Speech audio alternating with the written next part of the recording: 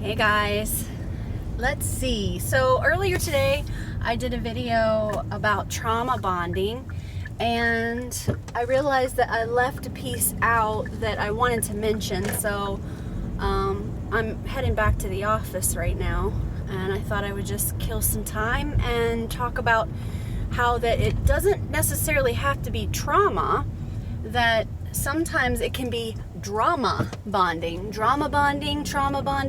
In fact, sometimes when I say trauma bonding because, when you have gone through some things with someone, perhaps, you might be trauma bonded or drama bonded to someone who was also being abused right next to you. Maybe you have a sibling and the two of you were abused together. And that would be a form of a trauma bond. Or let's just picture like a interesting work environment. Let's say, you work on a crew of emergency medical staff that together saves the lives of, children in a, trauma bay at the children's hospital.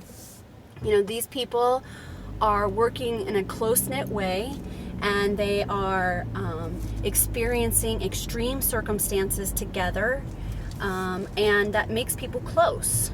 So sometimes we can have true friends, right, that we've experienced things with, that they are really healthy people and it's a healthy relationship. But sometimes we're friends with people that we've just been through a lot of shit with. Like it's somebody that you've known for a long time, and you've both been through things during that time, and perhaps that's the only reason you're still friends.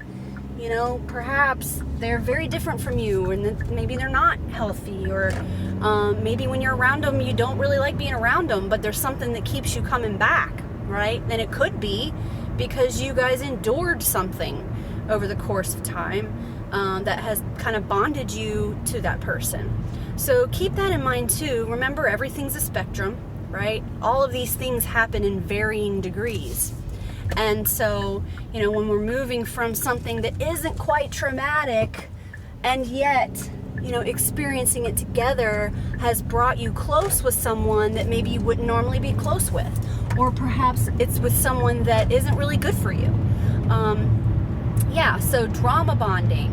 We got siblings, we've got friends, think about like best friends. We've been best friends forever, but that person is a handful, and it's one crisis after another, and, you're holding their hand through a lot of difficult stuff, and they continue to make bad choices and hang out with people that are hurting them. And, after a while you're like, man, why do I always feel so tired after I talk to this person? Or you start to feel like a sense of dread when you're looking towards, an event you have planned with them. Like, oh, I said I would go to lunch, but, gosh, I really don't want to. Why do I have this feeling of dread? I don't genuinely want to go see this person.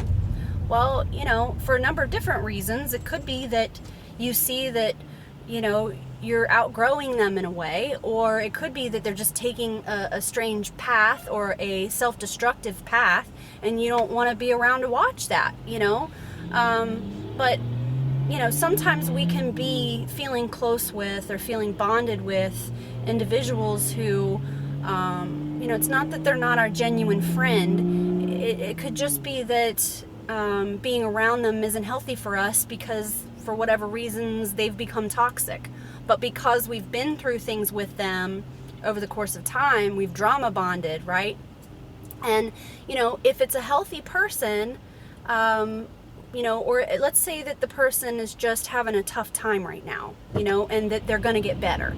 Okay, great. Well, when that happens, we will resume. We'll go right ahead and continue on with the relationship. But for now, I can't take the phone calls of panic. I can't take the ranting anymore. It's toxic for me, the dumping sessions. And I've been the dumper, so don't get me wrong. There are people that I've definitely just dumped on and talked all about myself. it's something I do. So we're not judging anybody here. I get it. It's just if I'm being a dumper and let's say I'm having lunch with someone every once a month, and they find that I'm using that as a dumping session and they don't want to have lunch with me anymore, great. That's good for them, because it's not a good thing for them, and I don't want to have lunch with somebody and they're not really, like enjoying it, or it's not a healthy thing. So that's a consequence for me, right? Yeah, Mandy, I don't think I want to have lunch with you anymore, because every time we have lunch, you just dump.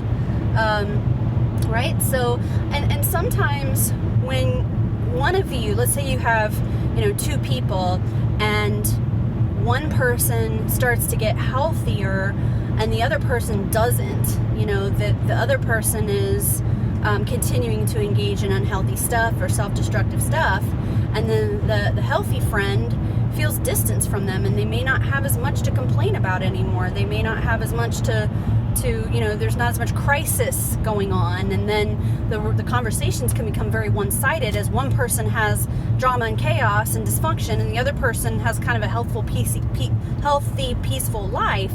After a while, there's the things that we're going to talk about are like, oh yeah, we went to the grocery store this weekend, and then I took a nap and did some yoga later, and yeah, it was great. And then the other person's like, oh my god, and then this happened and this happened, can you believe it? And then I was like this, and then he chewed me out, and then I threw this, and and then you're like, okay, I just can't, right? I can't sit in this with this person.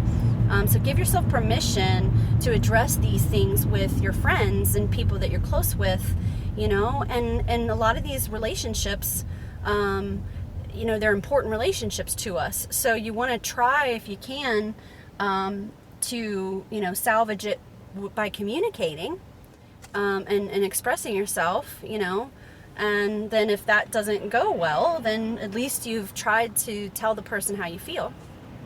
So, all right, drama bonding. That's what we were just talking about. Drama bonding is sort of the lesser, in terms of intensity and impact, and that connection, the bond isn't as strong, but yet we can still see it working itself into these other types of relationships that are more just unhealthy and not quite abusive, but possibly toxic.